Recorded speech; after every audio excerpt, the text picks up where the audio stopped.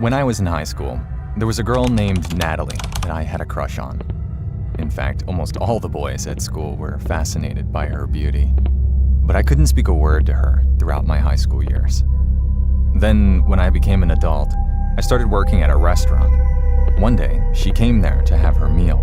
To my surprise, she pretended to know me first, and I had a conversation with her for the first time. The moment she called my name, I felt like I was in heaven. But she was with another man. He was my high school classmate, Marcus. He seemed very close to Natalie, and I was so jealous of him. I had a short chat with her, and because of her beauty, I stuttered like an idiot. When I got home from work, I screamed at myself in the mirror because I was so disappointed that I couldn't have her.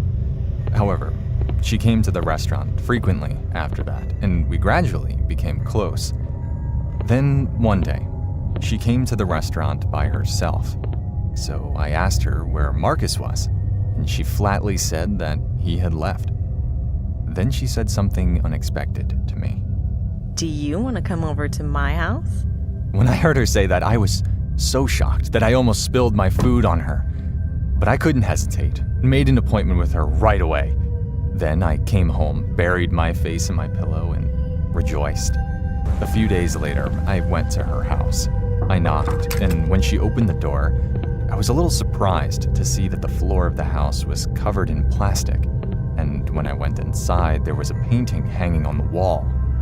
I remember that she was good at drawing when she was in high school. She said her dream was to open an exhibition. However, when I looked closer, I noticed something strange about the painting. It was a painting of Marcus rolling around on the floor in pain. It was so real that you could hear Marcus's moans in the painting, so it felt like watching a real scene. I got goosebumps all over my body. I drew it really well, right? Can you vividly feel Marcus's pain? This painting will surpass the Mona Lisa. Her voice got very loud and her eyes sparkled. It was a sight I'd never seen before. I followed her to the living room, where several paintings were hanging on the wall. They were paintings of men I didn't know, and what all the paintings had in common was that the men were in extreme pain. A man was crying and crawling with an axe stuck in his back. A man had bandages all over his bloody body. One man had his limbs tied and spiders crawling all over his body. Humans are most beautiful when they are in pain. So I always think about how I can make people suffer the most. Which of these men looks the most in pain? She said with a smile. For a moment, I started to think she was a psychopath. I felt cold sweat running down my spine.